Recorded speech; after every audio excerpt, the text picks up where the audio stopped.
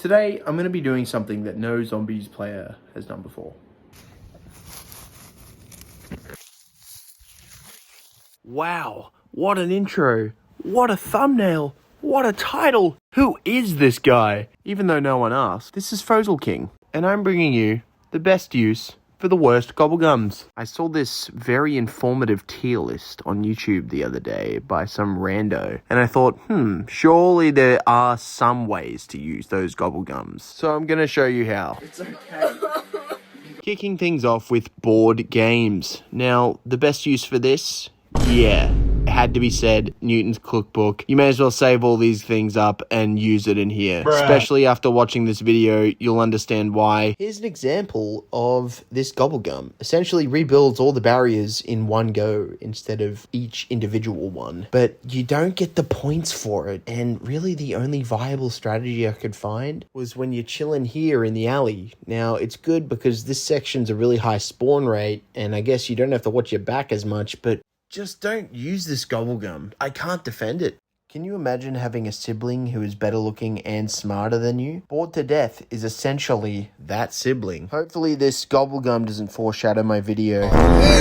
Now, this actually has some good use. I've used this in a first room challenge. Now, if you're watching this, you probably don't have 3 other friends to play with.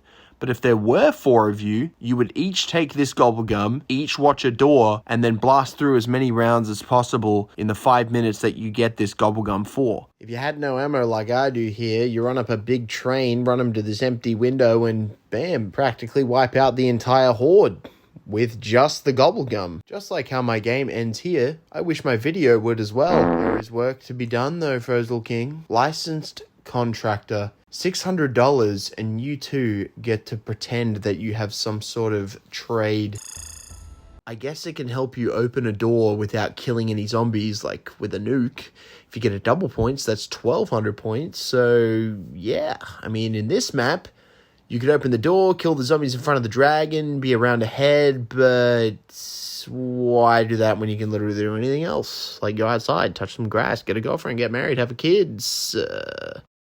Alright, what we got next? Fitting. That just about sums up this gobble gum. Let's say you want to keep the box in the same spot once you hit that teddy. And let's say you get extremely lucky like I do. Yeah, not a bad outcome. This gobble gum is literally dog water in every other scenario. Oh, hell no. I'm about to blow your mind with this one. Mind blown. Really cool gobble gum. Actually has some sort of use. I actually think it is viable. It's kind of like a gobblegum wonder weapon. I mean, check it out. Boom. Entire wave done. Filled up the chest. Not bad. Aside from that, how practical is it? Doesn't really get you out of sticky situations like in plain sight or anywhere but here. Then I had an idea. An epiphany, if you will.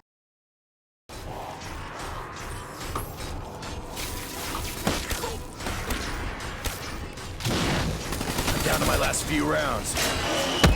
Yeah, that didn't really work out, but it spurred a whole nother sector of ideas and experiments for this video, bringing you plenty of content. It may not have worked on the Panzat, but what about the other mini-bosses?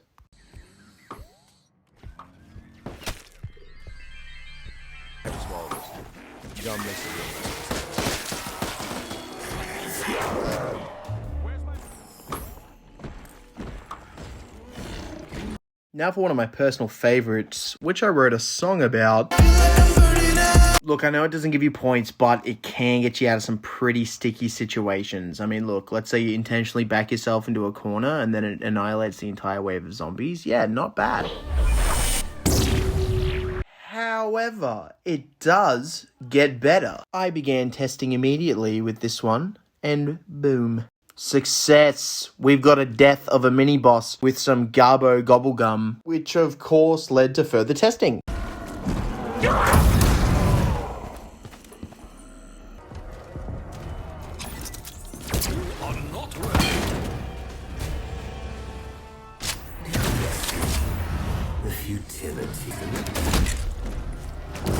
See, it's not all bad, but it's not all good either. Respin cycle. The best use for this one is doing exactly that. Respinning a bad weapon in the box for a weapon that is better. Save yourself 950 points today with Respin cycle. Yeah, this deserves a bottom tier placement. This next one's a similar case to Mind Blown and Burned Out. This is literally the best case scenario. I actually quite like this one. I have a lot of fun when I use it, and I like to just put it into my kit when I've got really nothing else to add. What's not to like? I mean, just check this clip out. I'm literally just slip sliding and destroying a whole horde of zombies. And after my recent findings with Burned Out, it doesn't just kill zombies.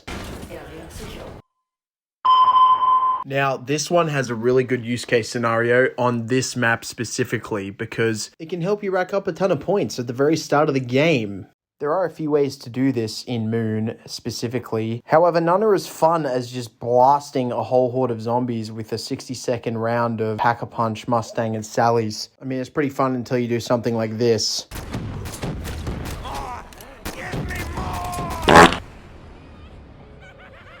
The final point I'm going to make is crawl space. This one gets a lot of flack, but yeah, no, it deserves the hate. I mean, cool, I just made a ton of crawlers. A well-timed grenade that you get given at the start of each round could do exactly this. And we know where I'm going with it. Yes, the only relevant use for this gobblegum is the void bow in Drak. Look, I will admit, this gobblegum made this step a whole lot easier, but this is really all it's good for. And that brings us to the end of the video. Thank you so much for sticking around to the very end. Don't forget to like and subscribe, leave a comment, tell me what you thought, and we'll see you in the next one. Peace.